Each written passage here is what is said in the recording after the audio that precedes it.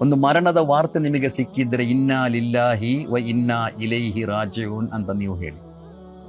ನಾವು ದೇವನ ಕಡೆಯಿಂದ ಬಂದವರು, ದೇವನ ಕಡೆಗೆ ನಾವು ಮರಳುತ್ತೇವೆ.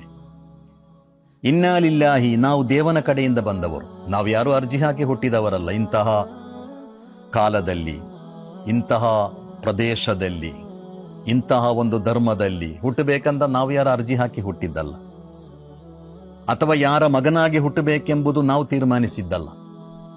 ಇನ್ನಾ ಲಿಲ್ಲಾಹಿ, ಅದೆಲ್ಲವೂ ನಿಮ್ಮ ದೇವನ ತೀರ್ಮಾನದಂತೆ ನಡೆಯುತ್ತದೆ. ದೇವನ ಕಡೆಯಿಂದ ಬಂದವರು ನಾವು. ವ ಇನ್ನಾ ಇಲೈಹಿ ರಾಜಿಊನ್, ದೇವನ ಕಡೆಗೆ ನಾವು ಮತ್ತೆ ಮರಳಿ ಹೋಗುತ್ತೇವೆ. ಹಾಗೆ ದೇವನ ಕಡೆಗೆ ಮರಳಿ ಹೋಗುವಾಗ ಖಂಡಿತ ನಮ್ಮ ಕೈಯಲ್ಲಿ ಏನಾದರೂ ಇರಬೇಕು, ಒಳಿತುಗಳು, ದೇವ ಮೆಚ್ಚುವ ಕೆಲಸಗಳು, ದೇವ ಇಷ್ಟಪಡುವ ಕೆಲಸಗಳು, ಕರ್ಮಗಳು.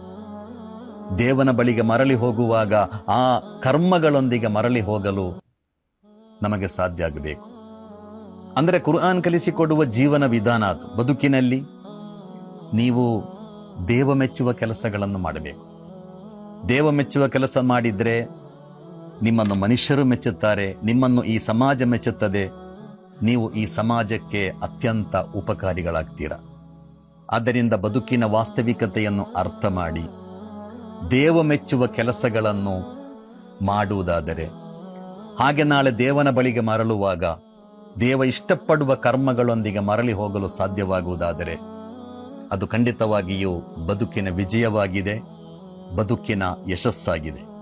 ಸರ್ವಶಕ್ತನಾದ ದೇವನು ಆ ವಿಜಯಶಾಲಿಗಳಲ್ಲಿ ನಮ್ಮೆಲ್ಲರನ್ನು ಸೇರಿಸಲಿ.